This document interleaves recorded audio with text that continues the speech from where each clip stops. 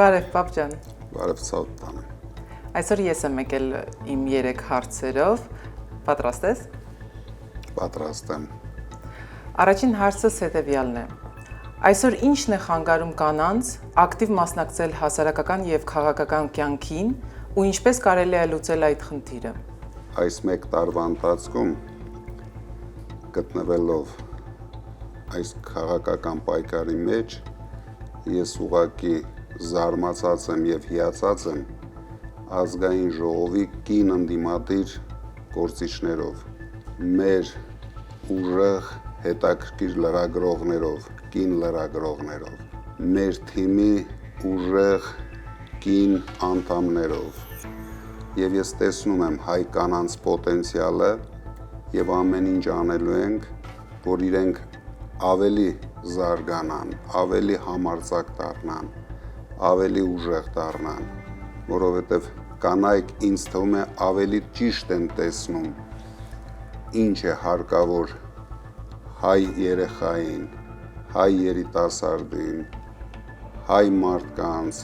դրա համար մենք ամեն ինչ անելու ենք բարձրացնելու հայ կնոջ դերը։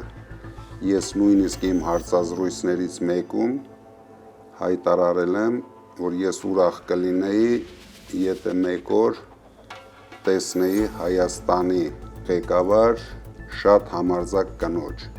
հայրենասեր կնոջ։ Ես էլ, բայց հույսով եմ ինձ նկատի չունեիր։ Քեզ նկատի չունեի։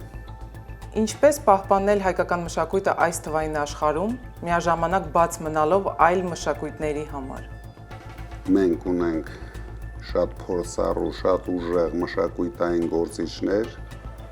շատերը իմաստվերում են, շատերը պայքարում են, ես շատ շնորհակալ եմ այն մշակույթային գործիչներին, ովքեր պայքարում են, այս չարիքի դեմ մենք ամեն ինչ անելու ենք, որ հայկական մշակույթի միջոցով պահպանենք եւ պաշտպանենք մեր ինքնությունը,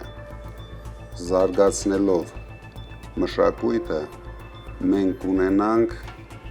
իսկական էլիտա, ձևավորված էլիտա, որը հիմա ամբողջությամբ բացակայում է հայկական աշխարհում։ Եվ ինձ շատ զարմացնում եւ ուրախացնում է, որ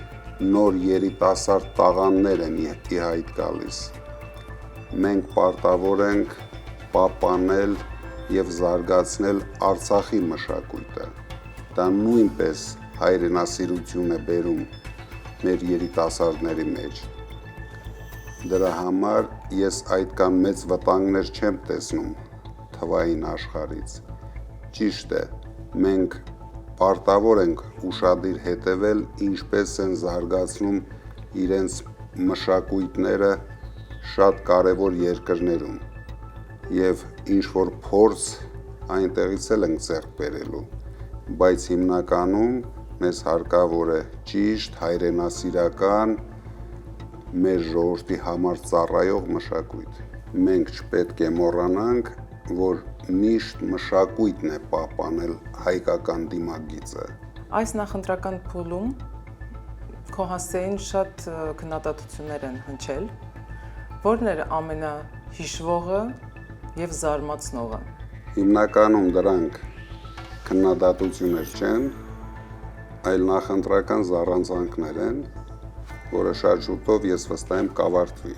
Իսկ ինչն է ինձ զարմացնում է, որ բիզնեսի մեջ քեզ քննադատում են քո չարածների համար։